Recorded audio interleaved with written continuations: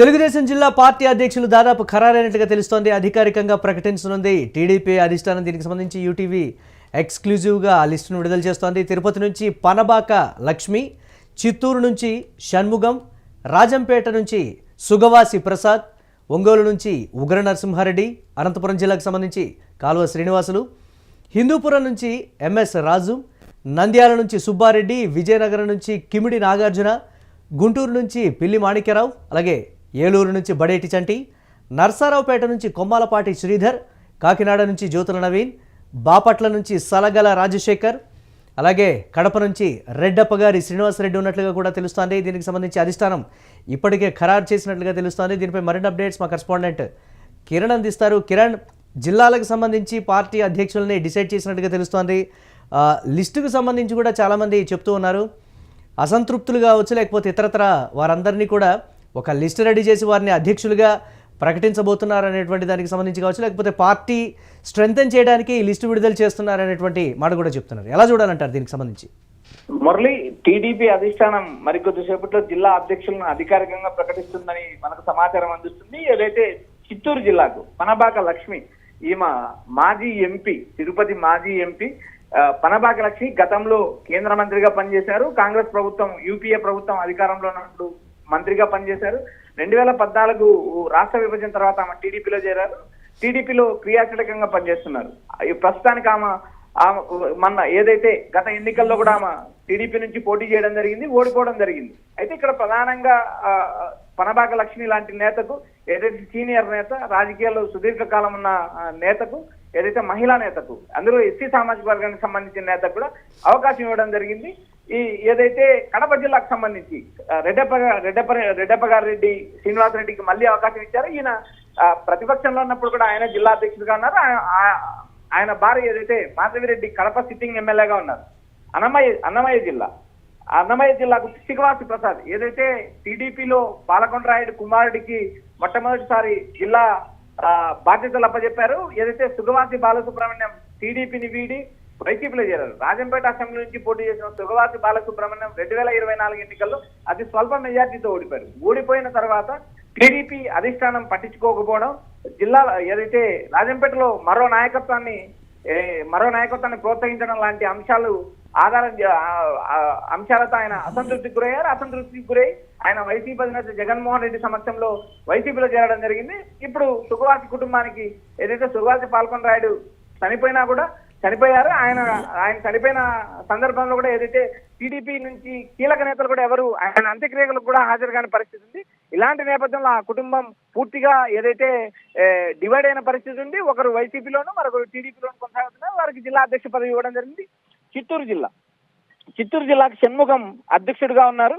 ఇటు ప్రకాశం జిల్లా కనిగిరి ఎమ్మెల్యే, ఏదైతే ఉగ్ర నరసింహారెడ్డి కనిగిరి ఎమ్మెల్యేగా ఉన్నారో ఆయన్ను ప్రకాశం జిల్లా అధ్యక్షులుగా నియమించారు. ఈయన ఏదైతే 2014 ఎన్నికలు రాష్ట్ర విభజన తర్వాత ఆయన టీడీపీలో చేరారు. 2019 ఎన్నికల్లో ఆయన కనిగిరి నుంచి ఓడిపోయారు. 2024 అసెంబ్లీ ఎన్నికల్లో ఆయన కనిగిరి నుంచి గెలవడం జరిగింది. గెలిచిన తర్వాత ఆయన నియోజకవర్గంలో వివిధ అభివృద్ధి సంక్షేమ కార్యక్రమాలతో పాటు నియోజకవర్గాన్ని అభివృద్ధి చేయడానికి కీలక పాత్ర పోషిస్తున్నారు. ఈయన ఏదైతే ప్రకాశం జిల్లాకు అధ్యక్షుడిగా నియమించారు. ప్రస్తుతం ఈయన పార్టీ అభివృద్ధి చేయడానికి తీవ్రంగా కృషి చేస్తారంటూ సమాచారం వినిపిస్తుంది. మరోపక్క అనంతపురం జిల్లా కాలువ శ్రీనివాసులు, ఈయన మాజీ మంత్రి, 2014లో మంత్రిగా పనిచేశారు. అనంతపురం జిల్లాకు సంబంధించి గతంలో ఒకసారి ఎంపీగా పోటీ చేశారు. ఈయన విలేకరి నుంచి ఎంపీ స్థాయికి ఎదిగారు. ఎంపీ నుంచి రాయదుర్గం పోటీ చేసి 2014లో మంత్రి కూడా అవ్వడం జరిగింది. 2019 ఎన్నికల్లో ఓడిపోయారు. 2024 ఎన్నికల్లో మళ్ళీ గెలిచారు. ప్రస్తుతం ఆయనకు జిల్లా అధ్యక్ష బాధ్యతలు ఇవ్వడం జరిగింది. సత్యసాయి జిల్లా ఎంఎస్ రాజు, ఇతను మడకశిర ఎమ్మెల్యేగా ఉన్నారు. ఇతను ఏదైతే ఎస్సీ ఏదైతే తన రాష్ట్ర ఎస్సీ సంఘం అధ్యక్షుడిగా పనిచేశారు. ఏదైతే టీడీపీ అధిష్టానం దగ్గర మంచి పలుకుబడిందో అదేవిధంగా మంత్రి నారా లోకేష్ కు అత్యంత సన్నిహితుడిగా పేరు పొందారు. గత ఎన్నికల్లో ఏదైతే 2024 అసెంబ్లీ ఎన్నికల్లో మడకశిర నుంచి అతి స్వల్ప మెజార్టీ 300 ఓట్ల మెజార్టీతో గెలిచారు. ఈయనకు సత్యసాయి జిల్లా బాధ్యతలు అప్పచెప్పారు. నంద్యాల జిల్లా ధర్మవరపు సుబ్బారెడ్డి, ఈయన డోన్ నియోజకవర్గానికి సంబంధించిన నేత. గత ఎన్నికల్లో ఏదైతే డోన్ నుంచి కోట్ల సూర్యప్రకాష్ రెడ్డికి టికెట్ ఇవ్వడం జరిగింది. అంతకుముందు ఏదైతే 2019లో పార్టీ ప్రతిపక్షంలో ఉన్నప్పుడు ఇప్పుడు ఉన్న సీఎం చంద్రబాబు నాయుడు ఆ రోజు డోన్ అసెంబ్లీ టికెట్ కేటాయిస్తానని చెప్పి ధర్మవరపు సుబ్బారెడ్డికి హామీ ఇచ్చారు. అయితే ఎన్నికలు చివరి నిమిషంలో ఏదైతే కోట్ల సూర్యప్రకాష్ రెడ్డికి డోన్ టికెట్ ఇవ్వడం, ఆయన గెలవడం జరిగింది. గత ఎన్నికలు ఆయనకు టికెట్ లభించలేదు. ఇప్పుడు ప్రస్తుతం ఆయనకు జిల్లా బాధ్యతలు అప్పచెప్పి ఆయన అసంతృప్తిని కవర్ చేశారని ఒక సమాచారం వినిపిస్తుంది మురళి. మరోపక్క విజయనగరం జిల్లా కిమిడి నాగార్జున, ఇతను డిసిసిబి చైర్మన్ గా ఉన్నారు. ఈయన మాజీ గత 2014లో ఈయన తండ్రిని నక్సలైట్లు కాల్చి చంపడం, ఆయనకు అప్పుడున్న పరిస్థితుల్లో మంత్రి పదవి కూడా ఇవ్వడం జరిగింది. ఇతను విజయనగరం జిల్లా అధ్యక్షుడిగా నియమించారు. ఇతనికి ఏదైతే కిమిడి నాగార్జున వర్సెస్ బొత్స సత్యనారాయణ, వీరిద్దరి మధ్య సీనియర్ నేత బొత్స సత్యనారాయణ మధ్య యుద్ధం జరుగుతుంది. సినిమాను ఉత్సవం సందర్భంగా ఏదైతే డిసిసిబి భవనం పైన బొత్స కుటుంబానికి అనుమతి ఇవ్వకుండా మళ్ళీ ఈయన రాజకీయంగా సంచలనం రేపారు. ఇప్పుడు విజయనగరం జిల్లాలో ఏదైతే కిమిడి నాగార్జున కీలకంగా ఉన్నారో ఆయనకు డిసిసిబి అధ్యక్ష పదవితో పాటు జిల్లా అధ్యక్ష పదవి కూడా ఇవ్వడం జరిగింది. తర్వాత ఏదైతే కాకినాడ జిల్లాకు సంబంధించి గతంలో ఉన్న జ్యోతుల నవీన్కే ఇచ్చారు. జ్యోతుల నవీన్ వచ్చేసి జ్యోతుల నెహ్రూ కుమారుడు. ఆయన తండ్రి జగ్గంపేట ఎమ్మెల్యేగా ఉన్నారు. గతంలో ప్రతిపక్షంలో కూడా జిల్లా అధ్యక్షుడిగా ఈయన ఉన్నారు. అధికారంలోకి వచ్చిన తర్వాత మరోసారి ఆయనకు జిల్లాలో ఉన్న కిరణ్ వచ్చినటువంటి లిస్టు ప్రకారం చూస్తే దీనికి సంబంధించి కూడా పూర్తిగా వైఎస్ఆర్ కాంగ్రెస్ పార్టీని ఢీకొట్టగలిగినటువంటి వారికే జిల్లా అధ్యక్ష పదవుల్ని కేటాయిస్తున్నాం అనేటువంటి మాట, ఏదైతే జిల్లా అధ్యక్ష పదవులను కూడా చాలామంది ఈ జిల్లాల నుంచి ఆశించినటువంటి పరిస్థితి ఉంది. కానీ వైఎస్ఆర్ కాంగ్రెస్ పార్టీని ఢీకొట్టగలిగినటువంటి నేతలకే మేము ఇస్తున్నామని కూడా చంద్రబాబు పదే ఆయా జిల్లాల నుంచి వచ్చినటువంటి ఆశావాహులకు కూడా చెప్పడం జరిగింది. ఆ ప్రకారమే లిస్టు విడుదల చేస్తున్నారనేటువంటి వెర్షన్ కూడా ఉంది. దానికి సంబంధించి ఎలా చూడొచ్చు అంటారు? మురళి, ఇప్పుడు మనం చెప్పిన పేర్ల ప్రకారం కానీ లిస్టు ప్రకారం కానీ వీరికే ఈ అధికారికంగా జాబితా ఖరారైతే వీరిలో ఎక్కువ మంది వైసీపీ అధినేత జగన్మోహన్ రెడ్డిని ఫేస్ చేసిన నాయకులు జగన్మోహన్ రెడ్డితో నేరుగా అటు కాంగ్రెస్ పార్టీలో ఉన్నప్పుడు వీరు ఢీకొట్టిన నేతలు కొంతమంది ఉన్నారు. వారిలో కనిగిరి ఎమ్మెల్యే ఉగ్ర నరసింహారెడ్డి కూడా ఉన్నారు. పనబాక లక్ష్మి ఈమె కేంద్ర మంత్రిగా ఉన్నారు. ఇలాంటి నేతలు నేరుగా జగన్మోహన్ రెడ్డి టార్గెట్ చేయగలరు, వైసీపీని నేరుగా కార్నర్ చేయగలరంటూ టీడీపీ అధిష్టానం భావిస్తుంది.